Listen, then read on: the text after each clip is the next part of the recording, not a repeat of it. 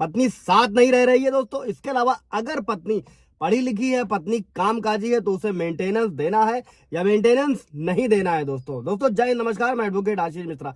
Like कर दीजिएगा, share कर दीजिएगा, सब्सक्राइब कर दीजिएगा, ताकि ये इन्फॉर्मेशन और लोगों को मिल सके और भी लोग बेनिफिट पा सके दोस्तों, जिन पर झूठे केसेस, जिन पतियों पर झूठे केसेस पत्नियों ने किए हुए हैं दोस्तों।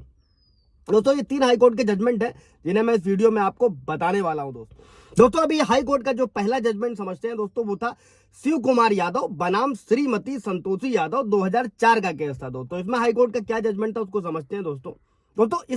इस मामले में न्यायालय ने, कोर्ट ने ये स्पष्ट रूप से घोषित किया था कि अगर पत्नी वैवाहिक घर में लौटने से इनकार करती है और बिना किसी ठोस कारण के अलग रहना चाहती है, तो मेंटेनेंस यानी कि भरण पोषण का भुगतान नहीं किया जा सकता है दोस्तों। ट्रायल कोर्ट ने भी इसमें यही आदेश दिया था कि मेंटेनेंस नहीं दिया जाना है। फिर हाई कोर्ट में ये रिवीजन के लिए गया दोस्तों, और वहां पर हाई कोर्ट ने ये निर्णय दिया कि ट्रायल कोर्ट के मजिस्ट्रेट का निर्णय सही था, क्योंकि याचिकाकर्ता यानी कि जो पति था दोस्तों शिव कुमार ने, वो सभी सबूत कोर्ट में पेश किए थे कि उसकी पत्नी बिना किसी कारण के उससे अलग रह रही है दोस्तों। इसमें मैंने कई सारे वीडियो बनाए हुए हैं।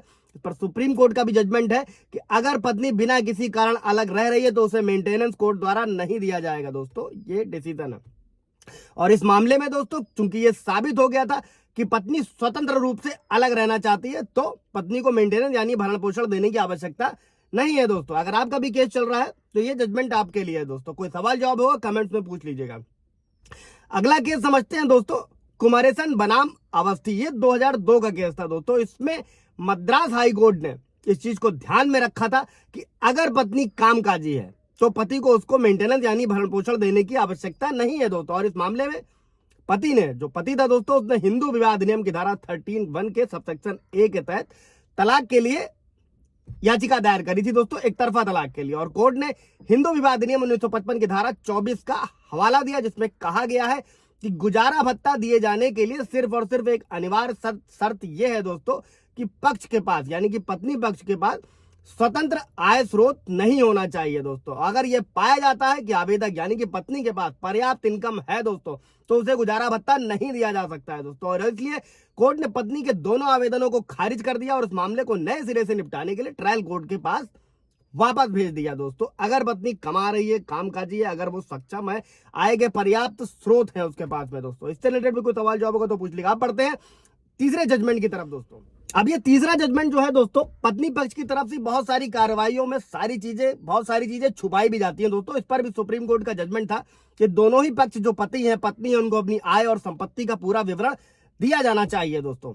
इस पर भी वीडियो आप जाकर देख सकते हैं दोस्तों। अभी बढ़ते हैं, जो तीसरा केस था दोस्तों, गुरबिंदर सिंह बनाम मंजीत कौर दोस्तों। और इस मामले में तलाक की और कार्यवाही चल रही थी दोस्तों, और दोनों पक्षों को आपसी समझौते पर हस्ताक्षर लिया गया था दोस्तों। और उस हस्ताक्षर लेने के बाद में ये निर्धारित किया गया था कि दोनों ही पक्ष, उनके माता पिता या रिश्तेदारों को किसी भी तरीके से परेशान नहीं किया जाएगा। और इसमें स्पष्ट रूप से किसी भी पक्ष को ऐसा कुछ भी करने से प्रतिबंधित कर दिया गया था जिससे दूसरे के चरित्र या दूसरे की प्रतिष्ठा पर असर पड़ सकती है, जो पति पत्नी के केस में अक्सर होता है दोस्तों। और पत्नी को यह भी घोषित करने के लिए कहा गया था कि वो अपने बच्चों के खिलाफ कोई कार्रवाई नहीं करेगी दोस्तों। और इसी केस में अगस्त 2004 में पत्नी ने जालंधर कोर्ट में धारा 125 सीआरपीसी के तहत आवेदन दायर किया दोस्तों, मेंटेनेंस के लिए दोस्तों। और आवेदन के बाद पता चला कि उसने कोर्ट से कई सारे इंपॉर्टेंट फैक्ट्स छुपाए हैं दोस्तों। और भरण पोषण के लिए आवेदन करते समय उसने ये नहीं बताया कि वो जालंधर के स्कूल में एक टीचर है दोस्तों। और उसने हाईकोर्ट में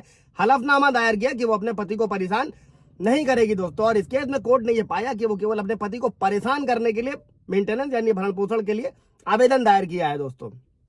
और ये स्पष्ट रूप से, जो कि उनसे पहले डिसाइड कराया गया था, हस्ताक्षर लिया गया था, उसका उल्लंघन है दोस्तों। और इसी में जालंधर हाईकोर्ट ने महत्वपूर्ण तथ्यों को छुपाने और एक पक्षीय आदेश प्राप्त करने के, यानी कि जो पत्नी ने किया था उसको न्यायालय की कोर्ट ऑफ कंटेंट माना, यानी कि न्यायालय की अवमानना का दोषी माना दोस्तों। और 10,000 रुपए का जुर्माना पत्नी को देना पड़ा, और साथ में ही पति को भरण पोषण देने की आवश्यकता भी नहीं थी दोस्तों।